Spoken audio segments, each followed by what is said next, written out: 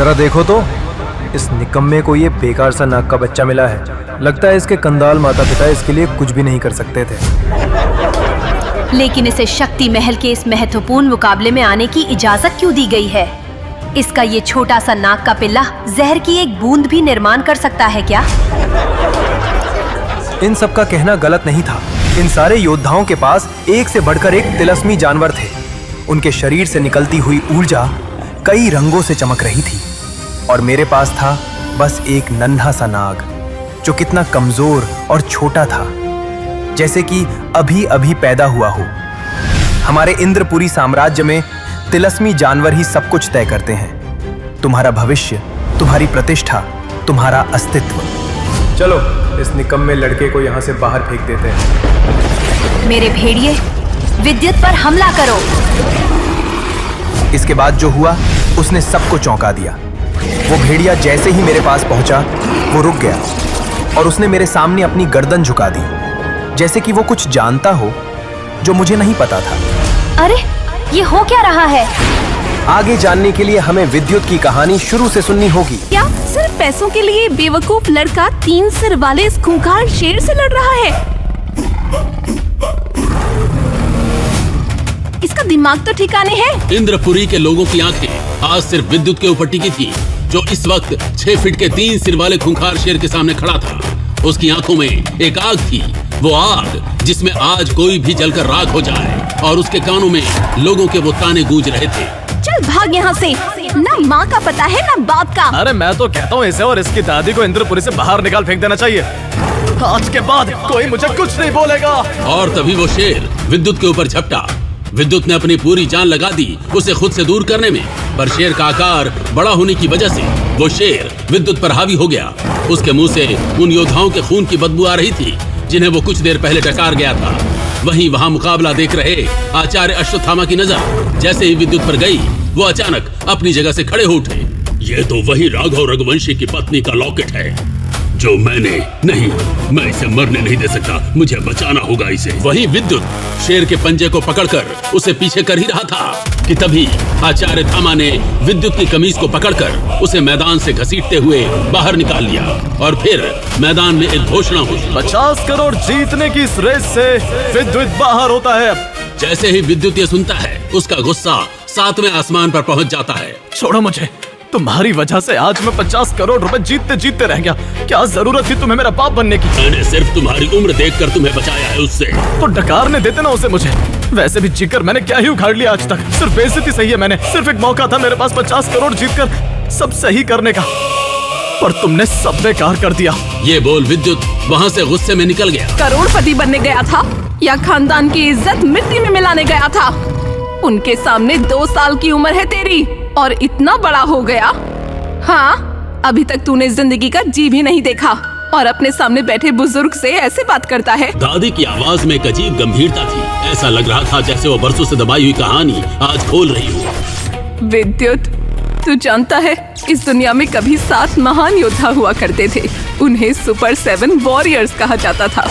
ये 7 योद्धा इतने ताकतवर थे कि उनके नाम से ही दुश्मनों के होश उड़ जाते थे। हाँ दादी, मैंने सुना है, लेकिन वो सब तो रहस्यमय तरीके से गायब हो गए थे ना? गायब नहीं बेटा, उन्हें गायब किया गया और तेरे पिता उन 7 में से एक थे। क्या मेरे पिता सुपर 7 वॉरियर्स में से एक थे? ये कैसे हो सकता है? विद्युत को लगा जैसे उसके पैरों तले जमीन खिसक गई हो।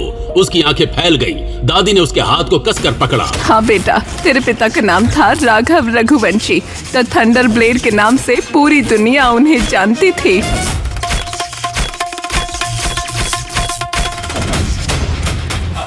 पांच मूल तत्वों पर काबू पाने वाले इस युग के पहले योद्धा, नश्वर सम्राट रैंक के महान योद्धा। लेकिन दादी, फिर वो कहाँ गए, क्यों नहीं लौटे? 20 साल पहले की बात है बेटा। उस समय सुपर 7 वॉरियर्स की धाक पूरी दुनिया में थी। 7 योद्धा, 7 अलग अलग शक्तियों के मालिक, 7 एक दूसरे से भी ज्यादा ताकतवर।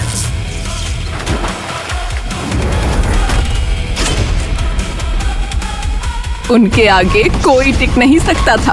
दादी की आवाज में गर्व था, लेकिन साथ ही दर्द भी। वो आगे बोलने लगी। पहले थे तेरे पिता Raghav Raghuvanshi, the thunder blade, बिजली की शक्ति के महान योद्धा। उनका वार इतना तेज था कि दुश्मन को पता ही नहीं चलता था हमला कब हुआ। तेरा ये भाला तेरे पिता का दिव्य अस्त्र है, विद्युत वज्र।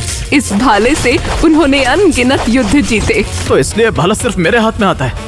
हाँ बेटा, दूसरे थे महान ऋतिक वेदा, द आइस गार्डियन, पानी और बर्फ की शक्ति के मालिक।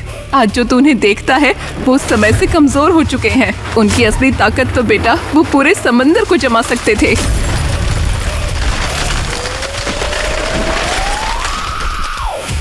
क्या महान ऋतिक वेदा भी उन 7 में से थे? हाँ बेटा, तीसरे थे तेरे आचार्य थामा, द लेजेंड टाइगर, जिनसे आज तू बदतमीजी करके आया है। अग्नि शक्ति के योद्धा। तू जानता नहीं तेरे आचार्य कितने महान हैं।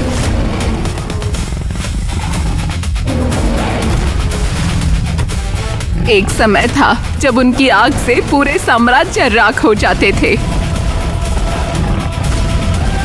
पर उन पर एक श्राप लगा दिया गया, एक सील चढ़ा दी गई जिसने उनकी अधिकतर शक्तियां बांध दी। आचार्य पर सील? लेकिन किसने? विद्युत को झटका लगा। आचार्य थामा ने कभी ये बात नहीं बताई थी। चौथे थे देवनाथ, द अर्थ शैडो, धरती की शक्ति के योद्धा। वो जमीन से जो चाहे निकाल सकते थे। उनके हाथों में धरती की हर धातु, हर पत्थर, हर रत्न का नियंत्रण था।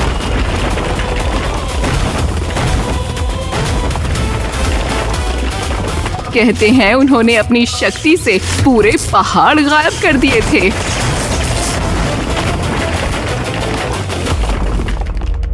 और बाकी 3? पांचवी थी महारानी वायु देवी, द विंड क्वीन, हवा की शक्ति की स्वामिनी। उनकी एक फूंक से तूफान आ जाते थे।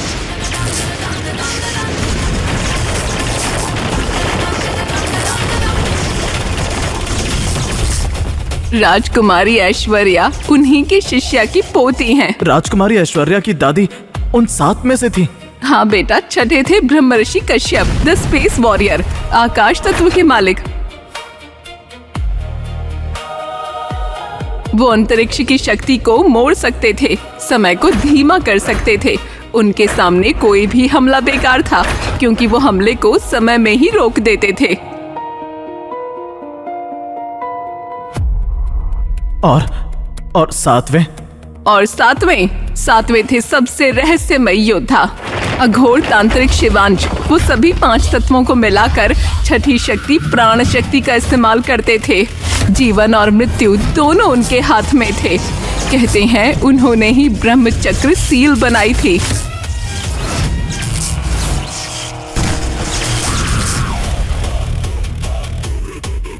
ब्रह्मचक्र सील? वो तो मेरे पास है। तो क्या? विद्युत का दिल तेजी से धड़क रहा था। ये वही तकनीक थी जो उसके पास थी। दादी आगे बोलने लगी। ये 7 योद्धा बेटा, ये सिर्फ योद्धा नहीं थे, ये एक भाईचारा था, एक परिवार। तेरे पिता कहते थे हम 7 शरीर हैं पर एक आत्मा।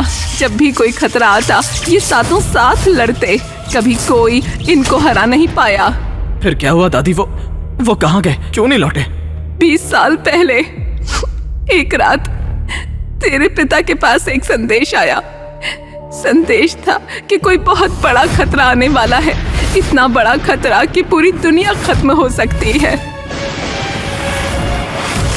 7 योद्धाओं को एक गुप्त स्थान पर बुलाया गया। माँ, अगर मैं वापस नहीं आया तो विद्युत को भाला देना।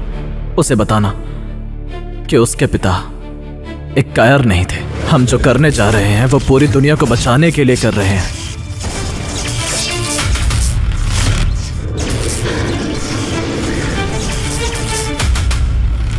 मेरे बेटे को बताना उसके पिता ने धर्म के लिए अपनी जान दे दी। और फिर राघव रघुवंशी चले गए, 7 योद्धा एक साथ उस रहस्यमयी खतरे का सामना करने।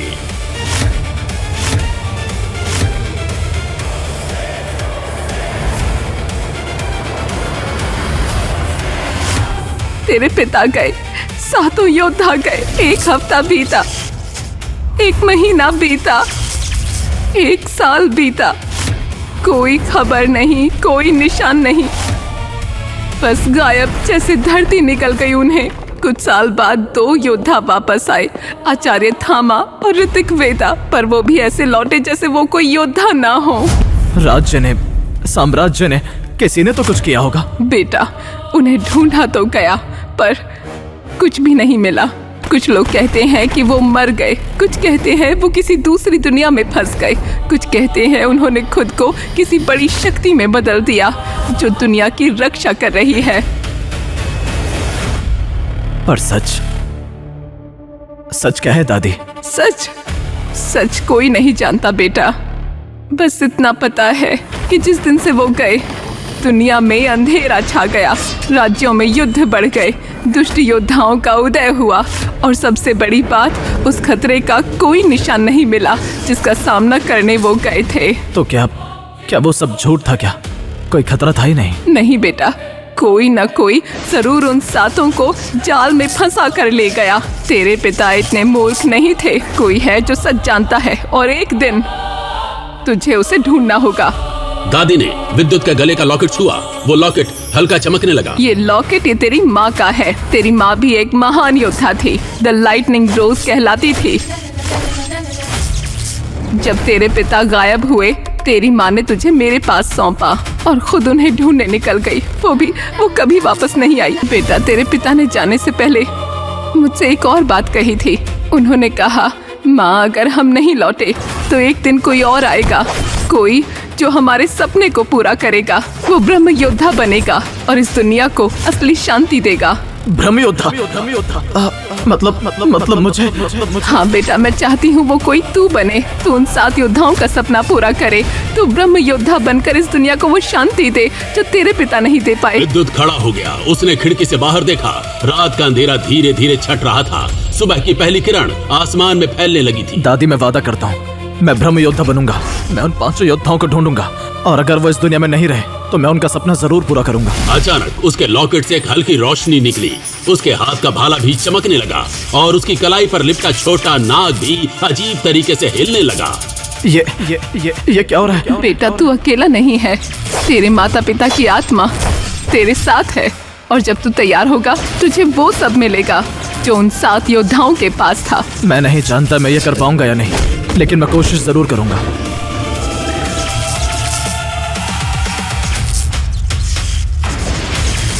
जो 7 योद्धा मिलकर नहीं कर पाए, शायद एक ब्रह्म योद्धा वो कर सके। जिस थामा की बेइज्जती कुछ देर पहले पूरी सभा के सामने हुई थी, वही अब गुप्त रूप से विद्युत का गुरु बनने वाला था। क्या ये थामा का कोई गहरा षड्यंत्र है, जहां एक तरफ है ब्रह्म शक्ति तो दूसरी तरफ विनाश का रास्ता? क्या विद्युत बनेगा दुनिया का सबसे शक्तिशाली ब्रह्म योद्धा, या उसकी अपनी ताकत ही उसे महाप्रलय की ओर ले जाएगी? जानने के लिए सुनिए ये धमाकेदार कहानी अंत तक। अगर तुम मेरी बात मानो तो मैं तुम्हें युद्ध और लड़ाई की वो सारी तकनीकें सिखाऊंगा जिन्हें सीखकर तुम एक दिन इस धरती के सर्वश्रेष्ठ ब्रह्म योद्धा बन जाओगे। मेरे पास एक रहस्यमयी तकनीक है जिसके इस्तेमाल से तुम इतने ताकतवर बन जाओगे कि तुम्हें कोई घायल नहीं कर पाएगा। लेकिन उसके लिए तुम्हें अपने 3 चक्रों को जागृत करना होगा। मूल तात्विक शक्तियों को हासिल कर उन पर काबू पाना होगा। आज मैं तुम्हारे पहले मूलाधार चक्र को जागृत करने में मदद करूंगा। इससे पहले तुम्हें मुकाबला जीतना होगा और शक्ति महल के स्तंभ में उस महान युद्ध की तकनीक हासिल करनी होगी जिसे आज तक कोई प्राप्त नहीं कर पाया। इसलिए तुम्हें उस महाशक्ति अस्त्र को पाना है। तुम्हें किसी भी तरह पहले स्थान पर आना है। ये बात ध्यान रखना विद्युत। आचार्य, मैं पहले स्थान को जरूर हासिल करूंगा। ऐसा कहते वक्त विद्युत की आंखों में एक ऐसी चमक थी जैसे बिजली कड़क रही हो। थामा मुस्कुराते हुए बोले, शक्ति महल जाने का समय हो गया। मैं अब चलता हूँ, तुम्हें वहीं मिलूंगा। पर ध्यान रहे किसी को भी ये पता न चले कि मैं तुम्हारा गुरु हूँ और तुम मेरे शिष्य। और आज मैं तुम्हारी कोई मदद नहीं करूंगा, इसलिए तुम्हें अकेले ही लड़ना होगा। विद्युत जोश के साथ बोला, आचार्य, आप परेशान ना हो, आप बस मेरा शक्ति प्रदर्शन देखिएगा। फिर वो मन ही मन में, संभल कर रहना तेजस, विद्युत आ रहा है। जब थामा वहाँ से चले गए तब विद्युत ने भी पहाड़ी से उतरना शुरू किया, पर विद्युत हैरान था। पहले के मुकाबले अब उसे पहाड़ी से उतरने में बहुत कम समय लगा और उसका शरीर भी पहले के मुकाबले मजबूत और ताकतवर हो गया। तूने मुझसे झूठ बोला और कसम तोड़ी। तूने लॉकेट को गले से क्यों निकाला? क्या सोचा मुझे पता नहीं चलेगा? बेटा, मैं तेरे बाप की माँ हूँ। तू इतना बड़ा हो गया है कि मुझसे पूछे बिना मुकाबले में भी हिस्सा ले रहा है। विद्युत बोला, आपको कैसे पता चला? तू जब कल यहाँ नहीं था तो तेजस और उसके पिता आए थे। मैंने उनसे कहा कि तू मुकाबले में हिस्सा नहीं लेगा। बेटा, जब तक तेरे पिता लौट कर नहीं आते तब तक हमें ऐसे ही छुप कर रहना होगा। तू नहीं जानता तुझे बचाने के लिए तेरे माँ बाप ने कितनी परेशानियों का सामना किया है। वो चाहते थे कि तू जिंदा रहे और अपनी जिंदगी आराम से जिए। बेटा, तू मुझसे वादा कर कि तू एक आम जिंदगी जिएगा और दोबारा लॉकेट को नहीं उतारेगा। ये बात सुनकर विद्युत प्यार से अपनी दादी को बिस्तर पर बिठाकर बोला, दादी, आप कहती थी कि मेरे पिता एक महान योद्धा थे। उन्होंने आपको ये भाला मुझे देने के लिए दिया था क्योंकि वो भी यही चाहते थे कि मैं ताकतवर बनूं और उन्हें ढूंढूं। क्या आप यही चाहती हैं कि मैं एक नालायक बना रहा हूँ? क्या पता वो मेरा इंतजार कर रहे हो कि उनका बेटा एक दिन लौटेगा और उन्हें बचाएगा। इसलिए दादी, मुझे शक्ति महल जाने की इजाजत दीजिए। ये सुनते ही दादी रोने लगी। उनकी बूढ़ी आंखों से आंसू बहने लगे और वो अपने पोते विद्युत के गले लगकर बोली, मेरा बेटा तो चला गया, अब ये बूढ़ी दादी इतनी ताकत कहाँ से लाएगी? अगर मेरे पोते को कुछ हो गया तो? दादी को रोते देख विद्युत दृढ़ता से बोला, दादी, मैं ताकतवर बनूंगा और इतना ताकतवर बनूंगा कि मेरे दुश्मनों की रूह भी खौफ खाएगी।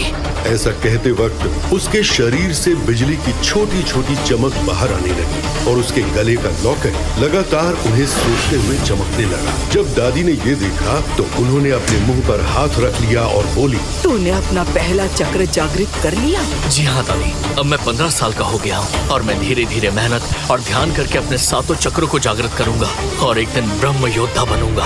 ये सुनते ही दादी अचानक ही कुछ ढूंढने लगी और कमरे के सामान को उठाकर इधर उधर फेंकने लगी। विद्युत से रहा नहीं गया और उसने पूछा, आप क्या ढूंढ रही हैं दादी? तभी दादी ने एक छोटी अटैची के जितना बक्सा उसके हाथ में दिया और कहा, देख, ये तेरे पिता के कपड़े हैं विद्युत। जब भी तेरे पिता लड़ाई या मुकाबले के लिए जाते थे तो वो अक्सर इन्हीं कपड़ों को पहनते थे। ये कपड़े बहुत मजबूत हैं, जो शक्ति और ऊर्जा से बने हैं। इनमें कभी बदबू नहीं आती और ना ही ये कभी गंदे होते हैं। अब जब तू अपनी जिंदगी का पहला मुकाबला लड़ने जा रहा है तो ऐसे कपड़े पहन कर जाएगा क्या? वहाँ पर बड़े बड़े अमीर और ताकतवर योद्धा आएंगे तो तू किसी से भी कम नहीं दिखना चाहिए। ये सुनकर विद्युत ने जल्दी से बक्सा खोला। उसके अंदर एक छोटा सा ग्रंथ और एक जोड़ी लाल और काले रंग के कपड़े थे। विद्युत जैसे ही ग्रंथ को छूने वाला था तो दादी ने उसे रोका और बोली, विद्युत, इसे जब तू जीत कर आएगा ना तब दूंगी। अभी सिर्फ ये कपड़े लेने हैं तुझे।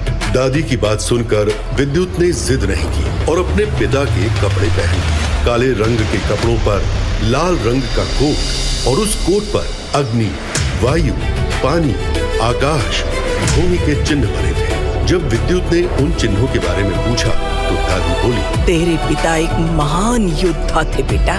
वो अग्नि, वायु, जल, आकाश, भूमि सभी शक्तियों को जागृत कर चुके थे। वो एक महान योद्धा थे।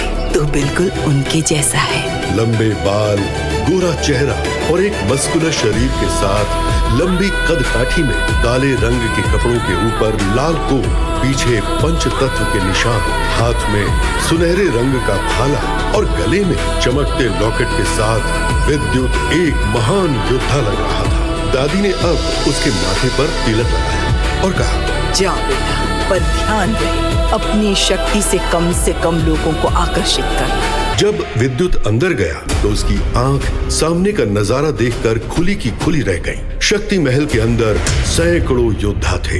ये सभी योद्धा मुकाबले में भाग लेने के लिए आए थे। ये देखकर विद्युत हैरान था। तभी उसकी नजर शक्ति महल की छत पर गई, जो सैकड़ों चमकदार मोतियों से बनी थी, जिससे चारों तरफ दिन जैसी रोशनी फैल गई थी। तभी एक लड़के की हंसने की आवाज आई। देखो कौन आया? महान विद्युत। विद्युत ने मुड़कर देखा, सामने तेजस खड़ा था, पर इस वक्त उसके साथ उसके योद्धाओं का समूह नहीं बल्कि कुछ नए चेहरे थे। विद्युत ने एक नजर उसको देखा और आगे की तरफ जाने लगा। उसे अपने आचार्य की बात याद थी कि तेजस से मुकाबले में उसका सामना होना ही था, इसलिए उसने सोचा था कि वो उसे वहीं पर सबक सिखाएगा। तभी एक आवाज गूंजी और सभी का ध्यान उस आवाज की ओर गया। जब विद्युत ने मंच की ओर देखा तो वे हैरान हो गया। मंच पर थामा ऋतिक वेदा के साथ बैठे थे। उनके बगल में बैठे थे राजघराने के राजा नागार्जुन और उनकी बेटी नागा ऐश्वर्या। इसके साथ राज्य के 20 ताकतवर लोगों का समूह बैठा था। ये साम्राज्य के सबसे ताकतवर योद्धाओं का समूह था जो इस मुकाबले का निर्णय लेने के लिए आए थे। साथ ही इनका काम मुकाबले के दौरान कोई हादसा न हो, इस बात का ध्यान रखना था। ये सभी वे लोग थे जो अपनी शक्ति के 5वें चक्र को पार कर चुके थे। तभी उनमें से एक बूढ़ा आदमी जो कि हल्के नीले रंग के कपड़े पहने हुए था, खड़ा होकर आगे आया। वो इंसान देखने में तो एक शांत स्वभाव का था, पर जब वो बोला तो सभी के रोंगटे खड़े हो गए। मेरा नाम बुजुर्ग द्रोण है। मैं आप सभी जवान पीढ़ी का इस प्रतियोगिता में स्वागत करता हूँ।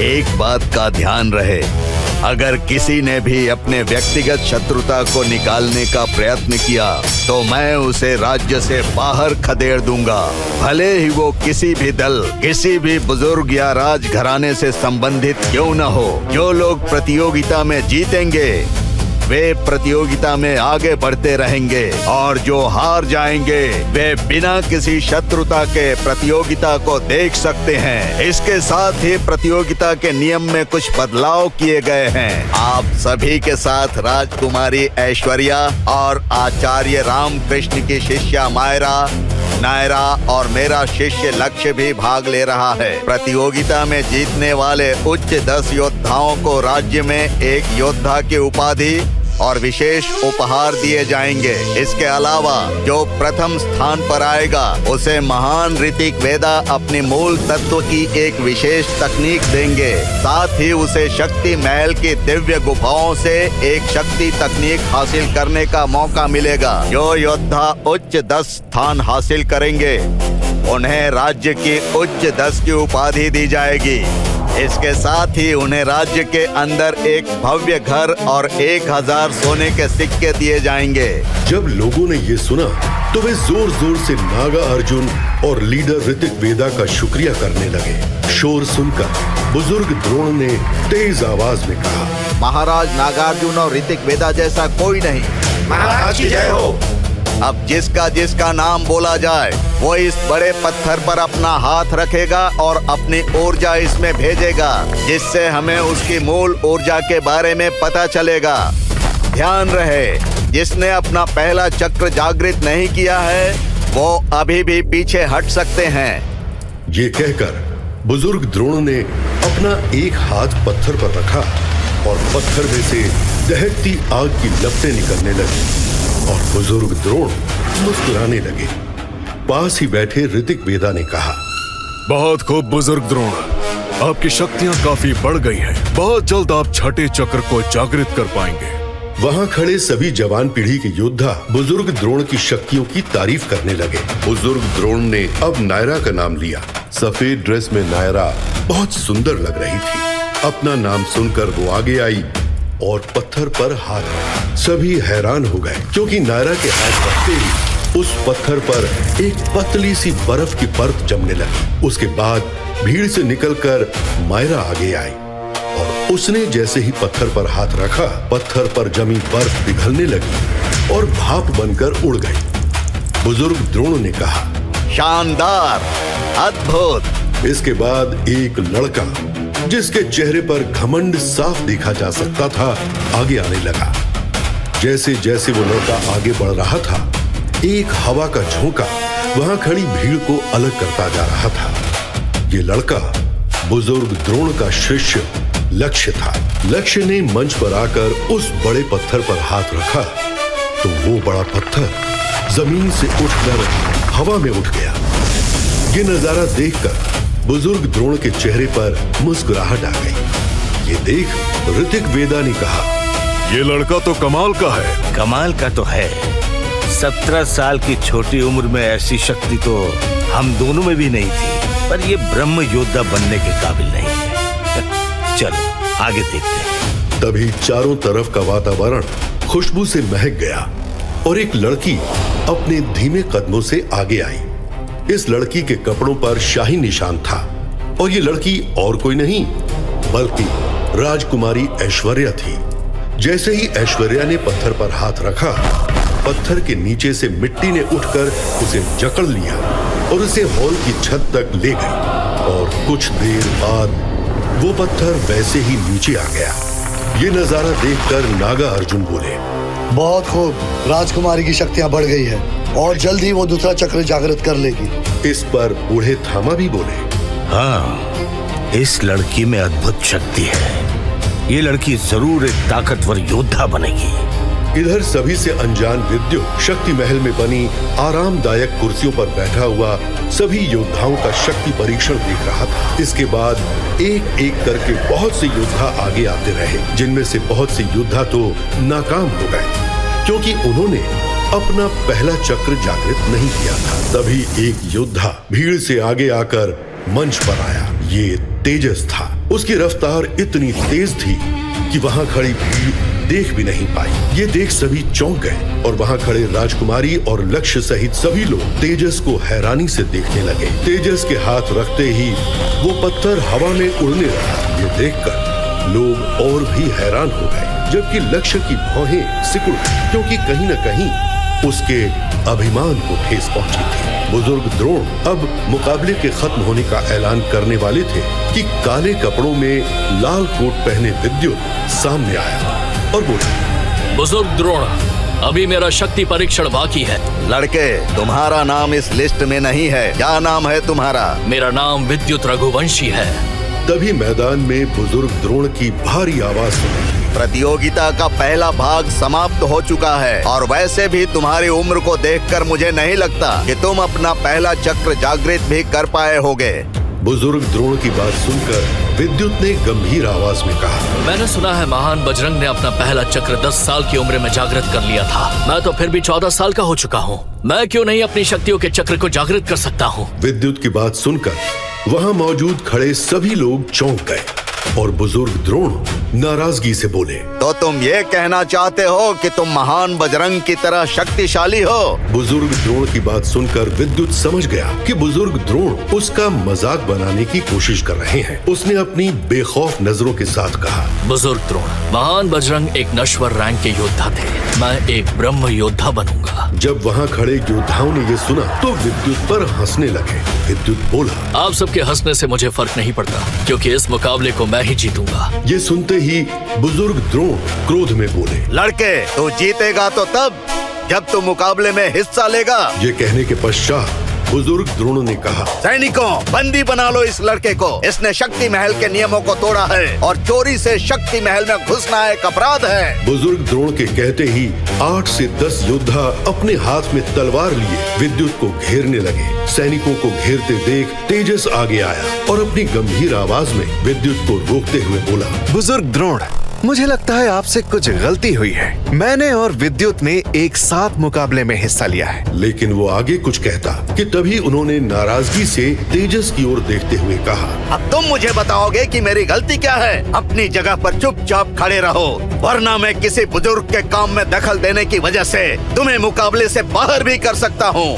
वहीं तेजस समझ गया कि बुजुर्ग द्रोण अपने ओहदे का फायदा उठा रहे हैं, जिसके चलते उसे बुजुर्ग द्रोण पर गुस्सा आने लगा कि तभी लक्ष्य की गंभीर आवाज सुनाई दी, तेजस, तुम्हें नहीं लगता कि तुम्हारी जुबान तुम्हारी रफ्तार के मुकाबले काफी तेज है? लक्ष्य, शायद मुकाबले के दौरान मैं तुम्हें सही से बताऊंगा कि मेरे हमले उससे भी तेज हैं। संभल कर रहना लक्ष्य। इधर जब विद्युत ने देखा कि 8 से 10 योद्धा उसे गिरफ्तार करने वाले हैं, तो उसने उनको रोकने के लिए अपना भाला भाला बाहर निकाला और जैसे ही सैनिक उसकी ओर बढ़े उसने अपना भाला जमीन पर गाड़ दिया, जिससे फर्श पर दरारें पड़ गईं और आकाश से बिजली हॉल की छत में छेद करते हुए सभी सैनिकों पर गिर गई, जिससे उन्हें एक तेज झटका लगा और वो सभी लड़खड़ा कर गिर गए। वहाँ मौजूद लोग ये देखकर चौंक गए और बोले, अरे ये कैसे हो सकता है? कुछ लोग आपस में बातें करने लगे। तभी बुजुर्ग द्रोण बोले, तो शक्तिशाली है लड़के, पर इतना भी नहीं। और उनकी शक्ति बाहर आने वाली ही थी कि एक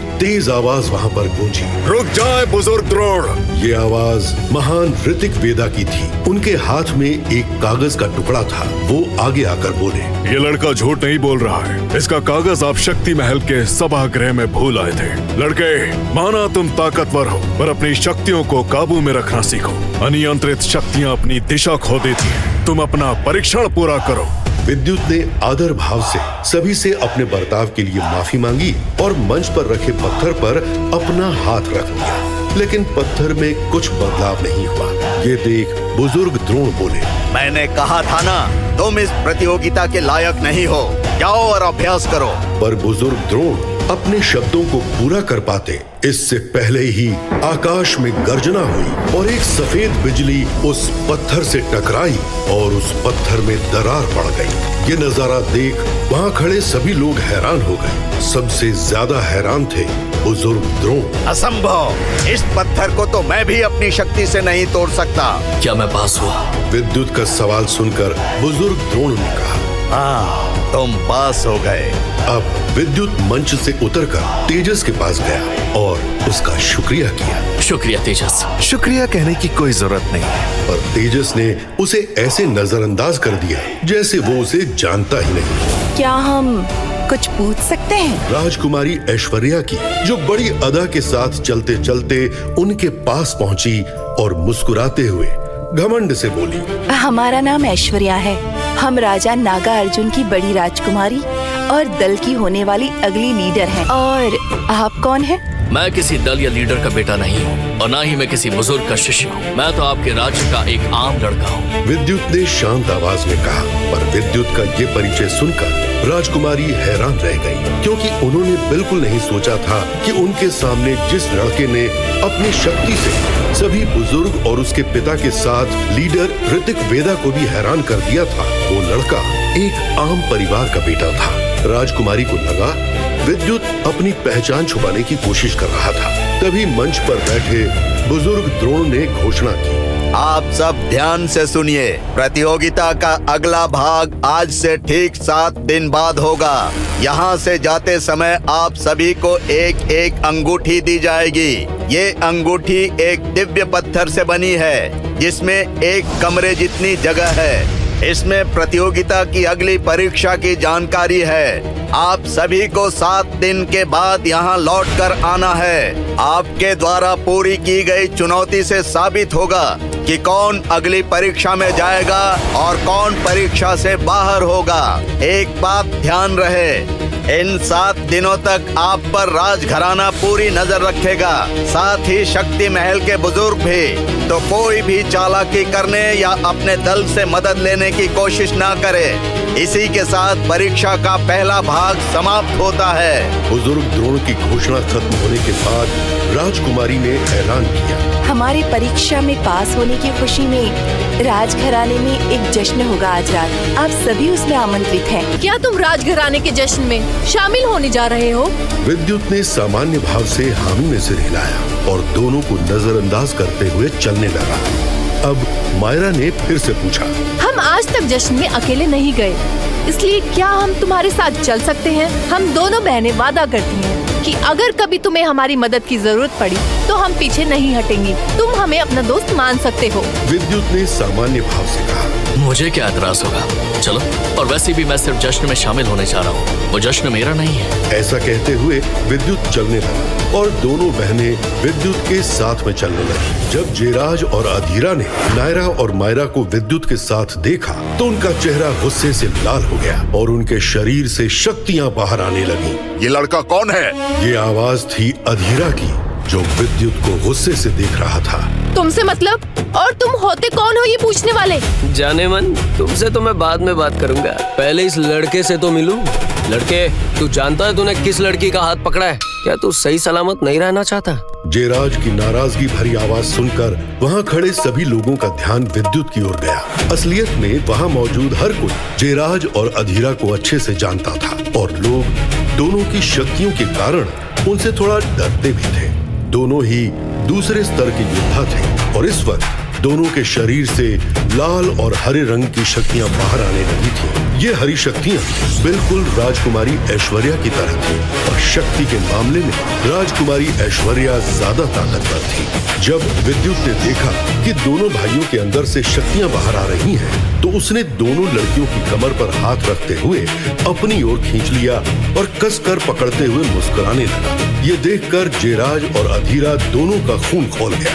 दोनों विद्युत पर हमला करने ही वाले थे कि तभी राजकुमारी ऐश्वर्या की नाराजगी भरी आवाज गूंजी। जयराज, क्या आप हमारे जश्न को खराब करने की कोशिश कर रहे हैं? आप इन बैलबुद्धि अधीरा से तो समझदार हैं। जब जयराज ने देखा कि राजकुमारी वहां आ चुकी हैं, तो उसने अपनी शक्ति वापस ले ली और राजकुमारी ऐश्वर्या को देखकर मुस्कुराने लगा। तभी अधीरा ने नाराजगी से खराश भरी आवाज में कहा, हमने शुरुआत नहीं की, जो कुछ किया इस लड़के ने किया था। क्या आपको हम मूर्ख नजर आते हैं? हमें आप दोनों की शक्तियाँ महसूस हो गई थी और विद्युत तो मायरा और नायरा के साथ बात कर रहे थे। एक बात ध्यान रहे, अपने आपसी मसले आप किसी और दिन या मुकाबले में सुलझाइएगा।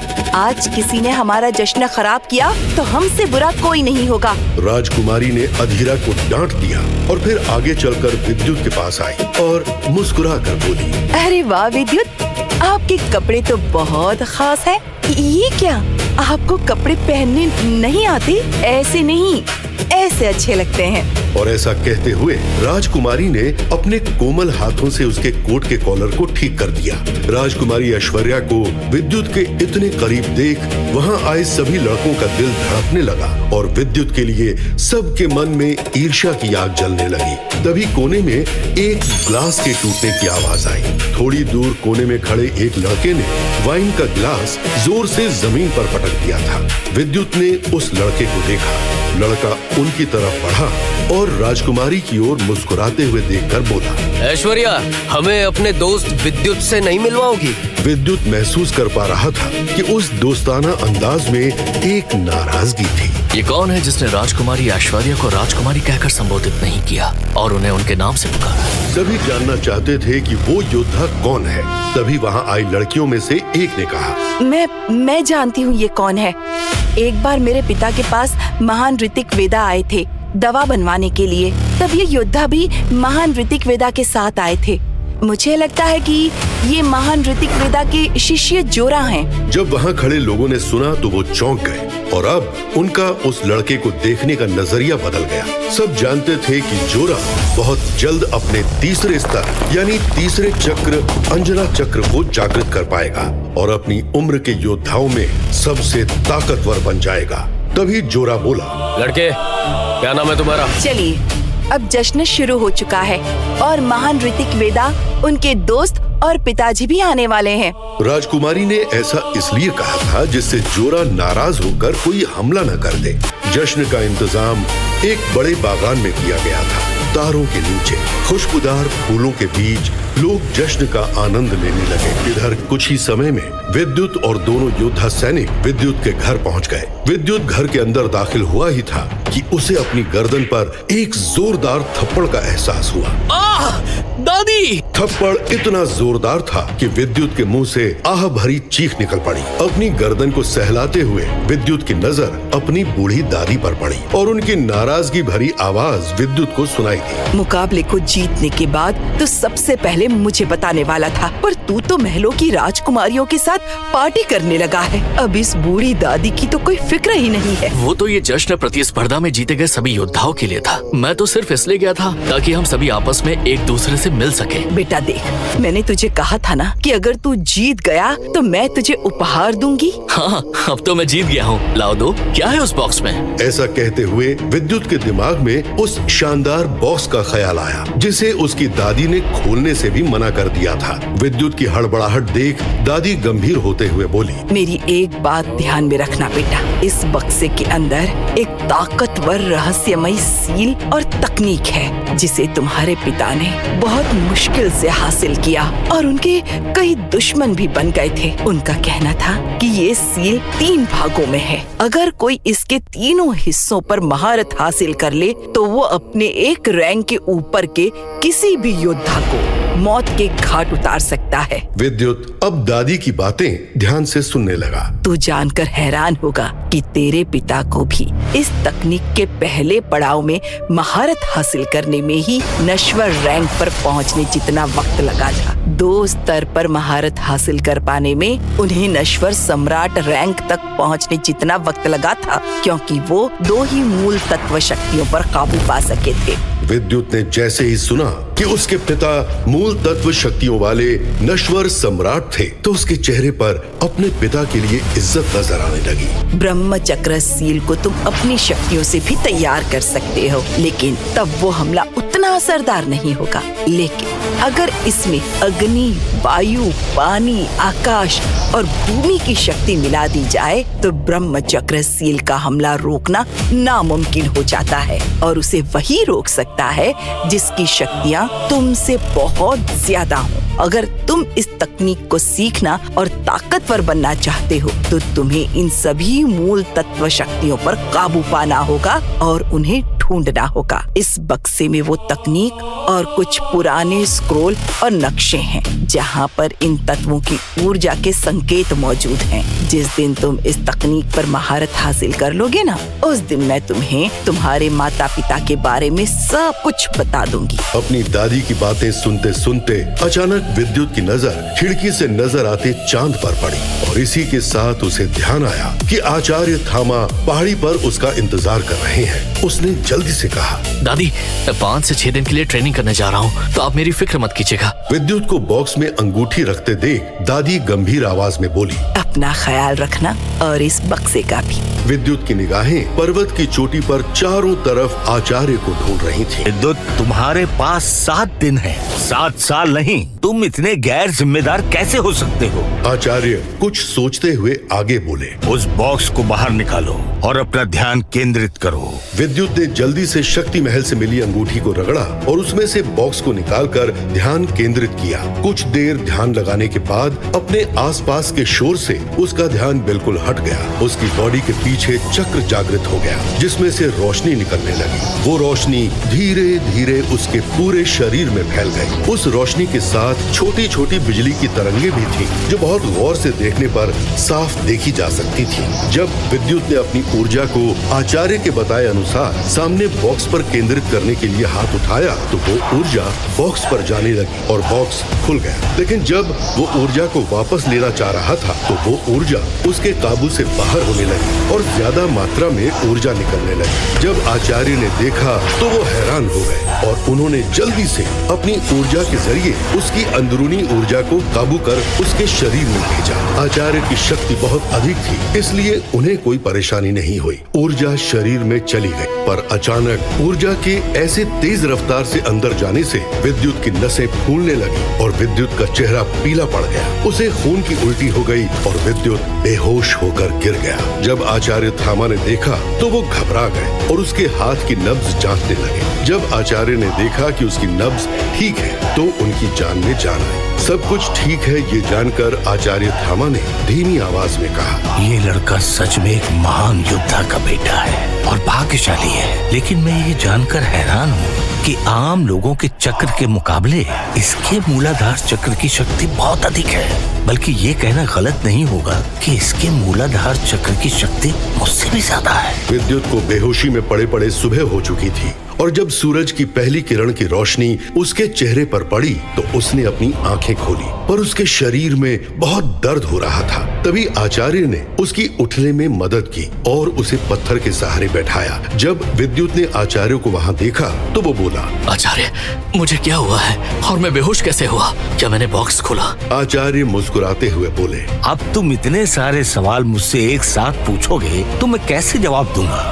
ठीक है, सारी बात बताता हूँ। और आचार्य ने उसे रात की हुई सारी बात बताई कि कैसे उसकी अंदरूनी शक्ति बेकाबू हुई और आचार्य ने उसकी मदद की, जिस वजह से वो बेहोश हो गया। जब विद्युत ने ये सुना तो वो घबरा गया और बोला, आचार्य, मैं कब तक ठीक हो जाऊंगा? ये सुनकर आचार्य उदास होकर बोले, विद्युत, सच कहूँ तो तुम्हारी शक्ति के रास्ते बहुत कमजोर हैं। तुम्हें कम से कम 10 दिन लगेंगे ठीक होने में। जब विद्युत ने ये सुना तो वो उदास हो गया और जब आचार्य ने विद्युत को उदास होते देखा तो वो हंसने लगे। आचार्य को हंसता देख विद्युत गुस्से से बोला, आचार्य, आप फिर से मजाक कर रहे हैं, ये कितनी बुरी बात है। तभी आचार्य बोले, विद्युत, तुम मेरे शिष्य हो, आचार्य थामा के शिष्य, जिसको अपना गुरु बनाने के लिए दुनिया कोशिश में लगी रहती है, और मेरे रहते तुम्हें कुछ नहीं हो सकता। तुम बिल्कुल ठीक हो।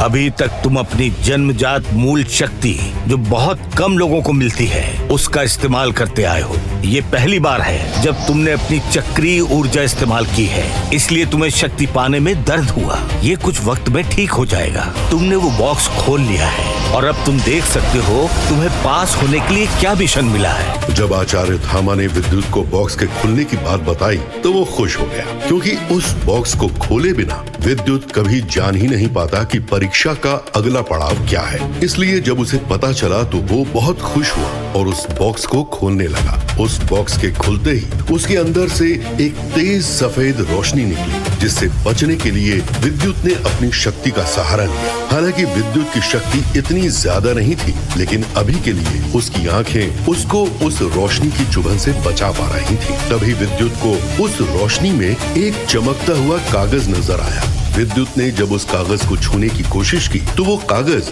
विद्युत के हाथों में आ गया। विद्युत के हाथों में कागज आते ही उसने उसे पढ़ने की कोशिश की। उसमें चमकदार अक्षरों में कुछ शब्द लिखे हुए थे। जब विद्युत ने वो शब्द पढ़ने शुरू किए तो उसमें लिखा था, एक जादुई जानवर को काबू करें।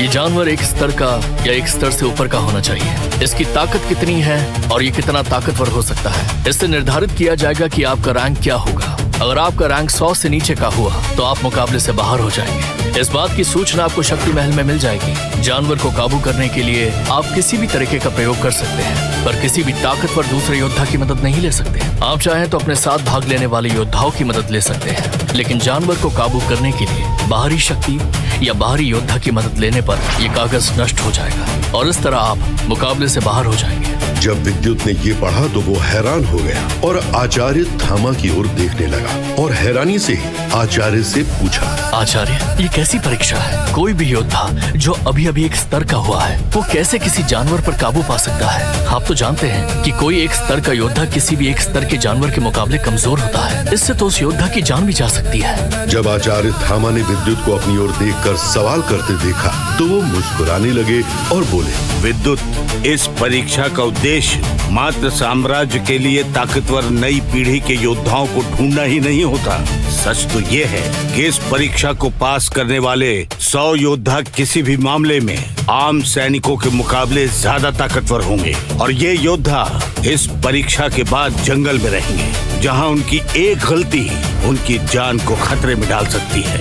जब तक जान खतरे में ना हो तब तक किसी भी शक्ति और काबिलियत का पता कैसे चलेगा? कोयले की खान में हीरा कैसे मिलेगा? इस पर विद्युत बोला, आचार्य, तो क्या अब हम इंद्रपुरी के जंगली इलाकों में जाएंगे? इस पर आचार्य बोले, नहीं विद्युत, वहाँ तो आम योद्धा जाएंगे और वहाँ साम्राज्य के सैनिक भी होंगे नजर रखने के लिए कि किसी योद्धा की जान खतरे में ना आ जाए। ऐसे में मैं तुम्हें कैसे सिखाऊंगा? और सबसे बड़ी बात, वहाँ पर पाए जाने वाले जादुई जानवर आम नहीं होते। वो ज्यादातर 5 स्तर या 6 स्तर तक विकसित हो पाते हैं। ऐसे जानवर किसी 6 स्तर की योद्धा के आगे मजबूर और कमजोर पड़ जाते हैं। जब विद्युत ने सुना तो वो आचार्य को हैरानी से देखने लगा और अगले ही पल उसने पूछा, तो फिर हम कहाँ पर जाएंगे? इस पर आचार्य ने कुछ देर सोचा और बोले, हम लोग काली पहाड़ी के रहस्यमय जंगल में जाएंगे। वो जगह तुम्हारी शक्ति के विकास के लिए एकदम अच्छी रहेगी। वहाँ ज्यादातर बारिश और बिजली गिरती रहती है, जिसकी वजह से तुम अपनी शक्तियों को और अधिक सीख पाओगे। काली पहाड़ी की वो खौफनाक दुनिया जहां हर कदम पर मौत का साया मंडराता है। कहा जाता है कि यहाँ सिर्फ इंसान ही नहीं बल्कि खून पीने वाले तिलिस्मी जानवर भी राज करते हैं, जिनके सामने बड़े बड़े योद्धा भी घुटने टेक देते हैं। फिर सवाल ये है, आखिर उसी खतरनाक जगह पर विद्युत को ले जाने की क्यों सोच रहे हैं थामा? क्या ये कोई मिशन है या फिर एक ऐसी चाल जिसका अंत सिर्फ विनाश है? और अगर थामा सच में विद्युत का दुश्मन निकले तो क्या ये वही इंसान है जिसने उसके माता पिता की मौत की कहानी लिखी थी? इन सभी सवालों का जवाब जानना चाहते हो तो आपको सिंपल सा एक काम करना है। अपने स्क्रीन पर दिखाए गए एक नीले रंग के इंस्टॉल बटन पर क्लिक करना है। क्लिक करने पर तुरंत आपको मोबाइल फोन पे प्ले स्टोर पेज दिखाई देगा, जिसमें पॉकेट एफएम के नीचे दिए हुए इंस्टॉल बटन पर क्लिक करना है। उसके बाद ओपन बटन पर क्लिक करके अपने मोबाइल नंबर से पॉकेट एफएम ऐप रजिस्टर करिए। अब आप पॉकेट एफएम के सभी अद्भुत ब्लॉकबस्टर कहानियों को सुन सकते हैं। तो देर किस बात की, अभी डाउनलोड करें पॉकेट एफएम और सुने ब्रह्म योद्धा द डिस्ट्रॉयर।